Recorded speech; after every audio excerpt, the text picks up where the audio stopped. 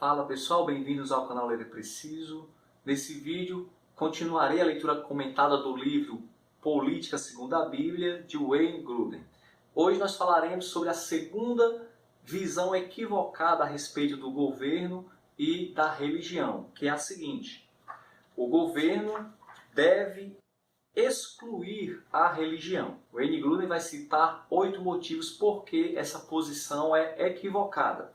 A primeira diz o seguinte, que essa visão é equivocada porque não faz distinção entre os motivos para uma lei e o conteúdo da lei.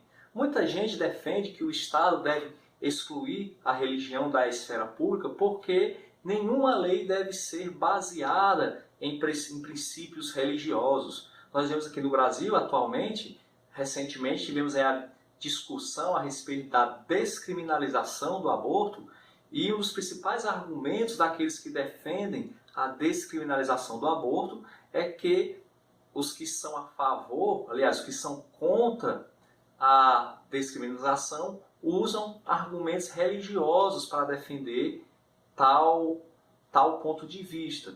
No entanto, não é porque os princípios que regem uma posição, não é pelo fato desses princípios serem religiosos, que a posição em si seja religiosa. Vou dar um exemplo mais claro. Falemos sobre a abolição da escravatura que ocorreu séculos atrás. Muitos dos abolicionistas tinham como premissas princípios religiosos para defender que a escravidão era algo imoral. No entanto, o fato desses princípios serem religiosos não quer dizer que a posição deles queira impor religião a todas as pessoas. Da mesma forma, os que entendem que a vida deve ser preservada desde a concepção, muitos desses também têm como princípios religiosos. Mas isso também não quer dizer que eles queiram impor religião às outras pessoas. Então, é bom diferenciar, é necessário diferenciar princípios religiosos do conteúdo da lei em si. O segundo motivo por que essa posição é equivocada é porque desconsidera a vontade do povo. Ora, grande parte da população brasileira, assim também como a norte-americana, ela é religiosa e na sua maior parte cristã. Então, querer excluir a religião da esfera pública é ir contra a vontade do povo. Desconsidera-se aí a vontade do povo, visto que a maior parte da população é sim religiosa. O terceiro motivo é que essa posição ela transformaria a liberdade religiosa em ausência de religião. É facultado pela Constituição, tanto norte-americana, já que o livro é escrito pelo norte-americano, como também pela Constituição brasileira, a liberdade religiosa. Em nenhum momento a Constituição brasileira, trazendo aqui para nós, para o nosso contexto, em nenhum momento a Constituição brasileira, mesmo o Estado sendo laico, em nenhum momento ela prega a ausência, a exclusão da religião da esfera pública. Então, defender esse ponto de vista é ir contra a Constituição brasileira de 1988, que assegura o direito da liberdade religiosa para todo cidadão e cidadã brasileiro. No ponto 4, o quarto motivo, é que essa posição ela restringe indevidamente a liberdade religiosa e também a liberdade de expressão. Aqui é bem interessante, porque muita gente acredita que liberdade de expressão é apenas dizer o que se quer dizer, apenas dizer o que bem entender. Mas há um ponto aqui bem interessante. Numa sociedade livre, numa sociedade onde há liberdade de expressão, você tem direito sim de dizer o que você quer dizer, mas isso implica ouvir o que não se quer ouvir. Então muita gente quer de falar, mas não quer ouvir. Numa sociedade com liberdade de expressão, eu tenho o direito de dizer que estou certo, tenho o direito de tentar persuadir aqueles que eu acho que está errado. Eu tenho o direito de dizer para aqueles que eu acho que estão errados de que eles estão errados. Eu tenho esse direito. Uma sociedade livre é assim. Em contrapartida, uma outra pessoa também tem o direito de dizer que ela está correta, e também tem o direito de dizer que eu estou errado e de tentar me persuadir do erro. Então é a via de mão dupla. No entanto, hoje, com esse politicamente correto, para alguns, tolerância é simplesmente deixar cada um viver do jeito que bem entender, cada um com a sua verdade, e ninguém tem direito de dizer que outra pessoa está errada.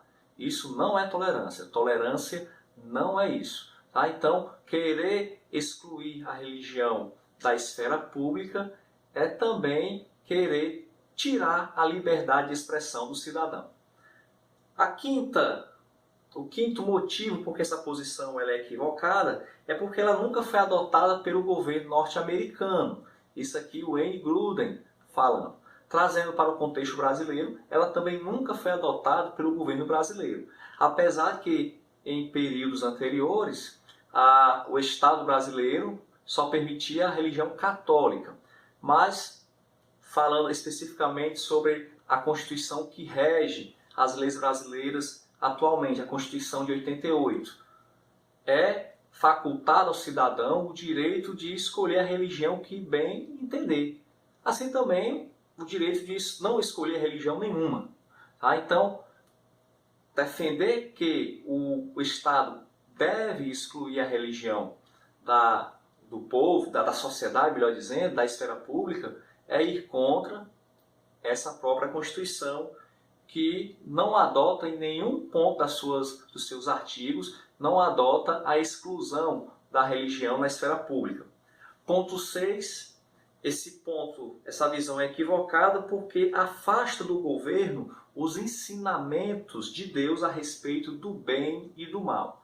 Se não é permitido a liberdade de expressão a respeito da religião, como é que os porta-vozes, os sacerdotes das religiões poderão aconselhar as autoridades civis?